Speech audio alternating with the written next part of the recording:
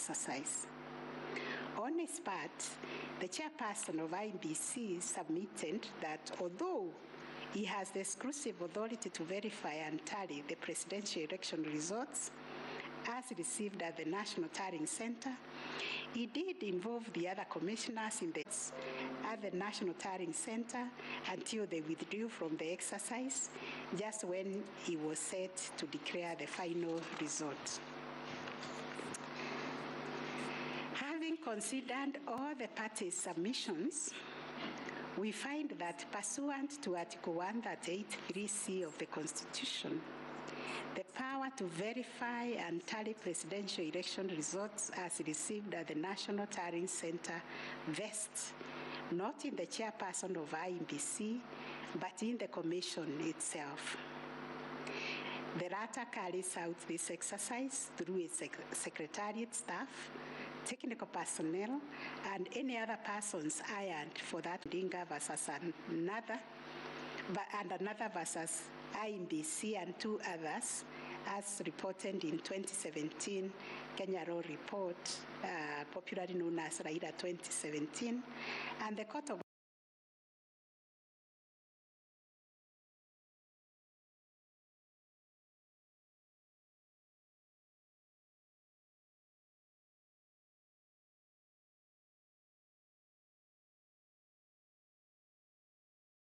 versus Maina Kiai. We also find that the chairperson cannot arrogate to himself the power to verify and tally the results of a presidential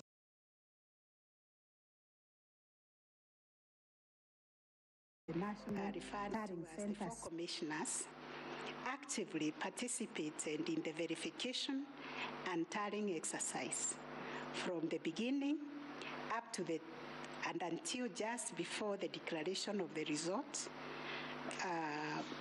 by the chairperson. They took turns announcing the results as verified and tallied, and were present and active during the actual verification and tallying at Bomas. An example is when one of them, Justice Nyangaya, stood on the podium to announce to the public results and also announced an adjustment that had been occasioned by errors of tabulation.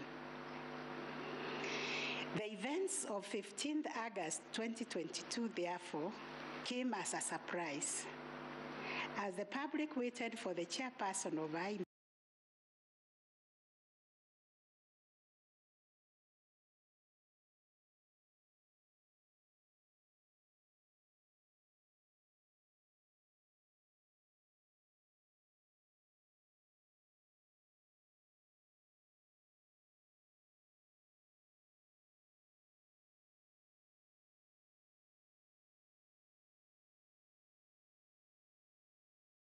to declare the final result.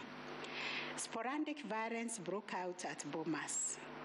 The violence swiftly was contained by the security forces, but there was unexpected drama as two different factions of the commission began to emerge.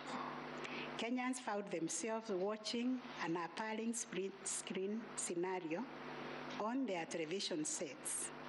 On one part of the screen was the chairperson readying himself to declare the results in accordance with Article 138(10) of the Constitution.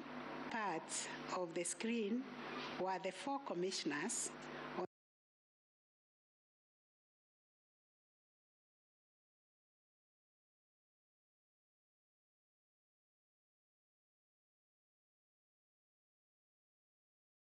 on the ruins of the Serena Hotel, Nairobi.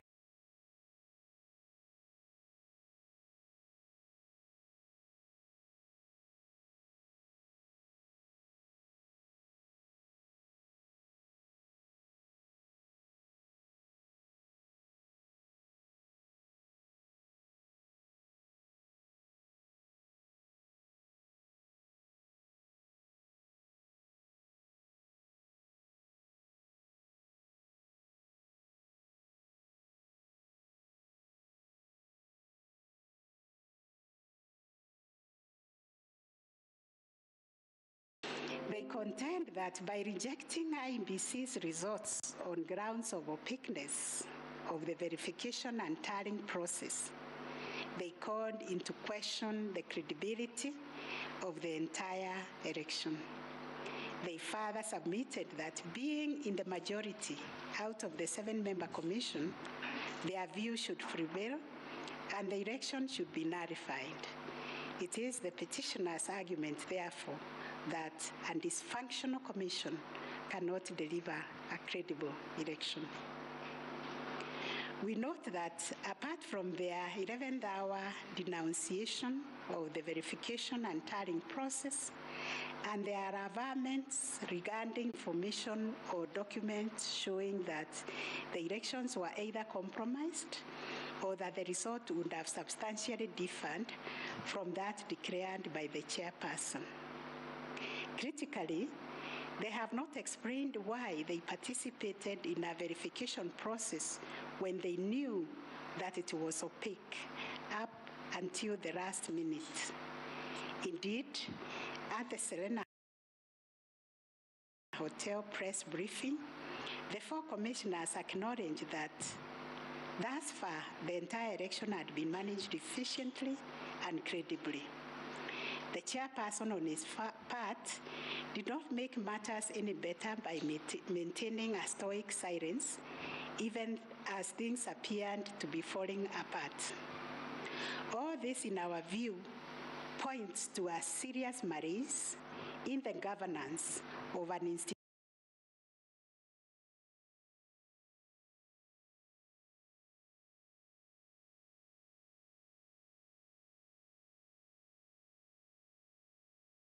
institution that obviously needs far-reaching reforms, of which we shall say more in our detailed reasons. But are we to nullify an election on the basis of a last-minute boardroom rupture, the details of which remain scanty and contradictory between the chairperson of the commission and some of its members? In the absence of any evidence of violation of the Constitution and our electoral laws, how can we upset an election in which the people BC? This we cannot do. Clearly, the current dysfunctionality at the Commission impugns the state of its corporate governance, but does not affect the conduct of the 2022 election. In view of the foregoing, we are satisfied that notwithstanding the divisions apparent between the chairperson and the 4 commissioners, IEBC carried out the verification, tallying, and declaration of results in accordance with Article 138(3)(c) and 10 of the Constitution. Issue number 7, whether the declared President-elect attained 50+1 of all the votes cast in accordance with Article 138 of the concerned petitioners averred that the first respondent did not garner 53 and 165 votes.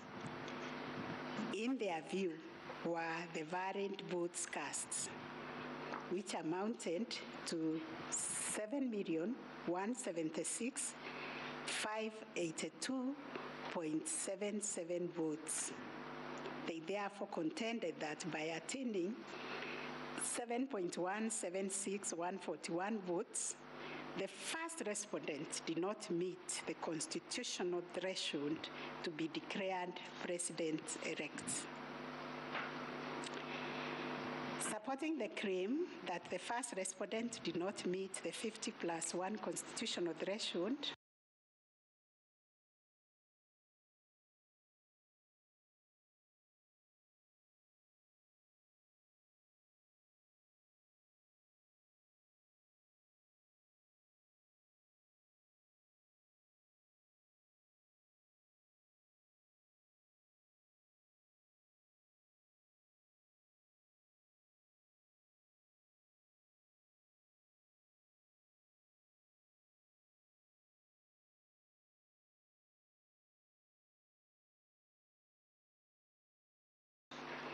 was the sixth petitioner. His contention was founded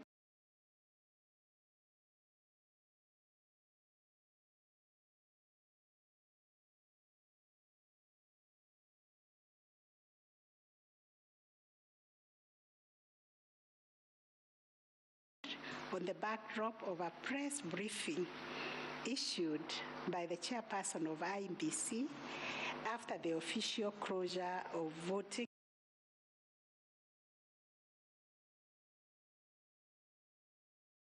on 9th August 2022. According to the sixth petitioner, the chairperson of IEBC announced that application of the KIMS kits which were functional during the process of voting. In addition, the sixth petitioner urged that the voter turnout of 65.4% did not include some 238 polling stations where the KIMS kit had malfunctioned, necessitating use of the manual register. It was therefore urged that the minimum number of votes cast could not be less than 14,466,779. Additionally, that this number was bound to increase once the number of votes from the areas that used the manual register were included. The sixth petitioner further claimed that a summation of the minimum number of votes cast and unturned manual votes would represent the actual voter turnout. In challenging the declaration made by the chairperson of IEBC, the sixth petitioner warned that the final tally published in Form 34C only accounted for 14,326,641 votes cast, including some 113,614 rejected ballots. The sixth petitioner contended that this tally did not factor in some 140,138 votes cast using the manual register. The sixth petitioner computed this number by subtracting 14,326,000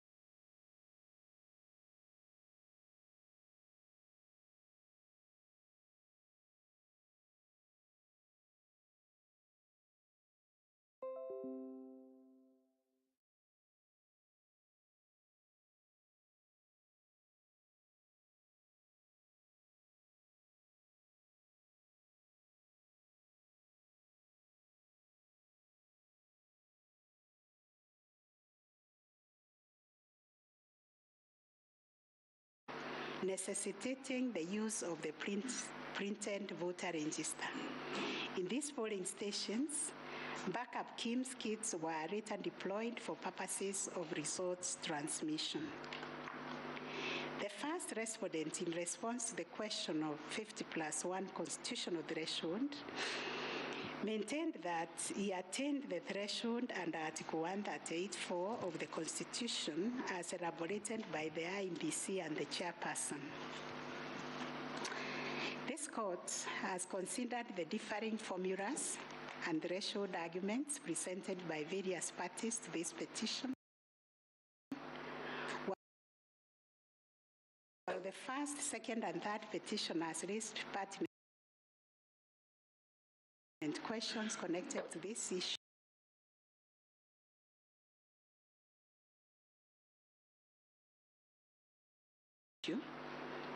We shall address them together with those of the sixth petitioner, who has addressed and focused on the issue as specifically framed in detail.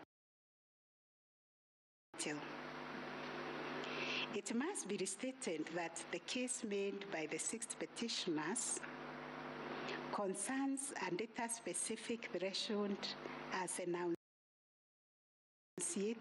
under Article 138(4) of the Constitution, that without attainment of which there can be no declaration.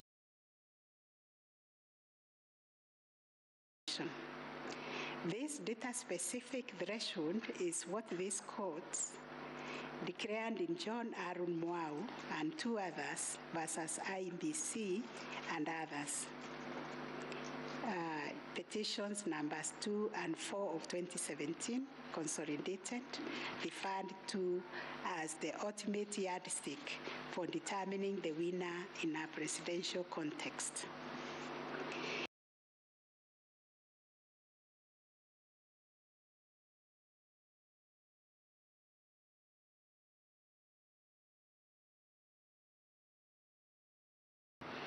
The final tally in favor of our presidential candidates. We are not persuaded by amicus curiae's brief, that is Law Society, who attempted to persuade us to consider our position on this finding. We reiterate that rejected votes cannot be taken into account when calculating whether a presidential candidate attained 50% plus one of the votes cast in accordance with Article 138(4) of the Constitution. Similarly, in the same Raila 2013 case, the court further laid down burden and standard of proof in electoral disputes. More specifically,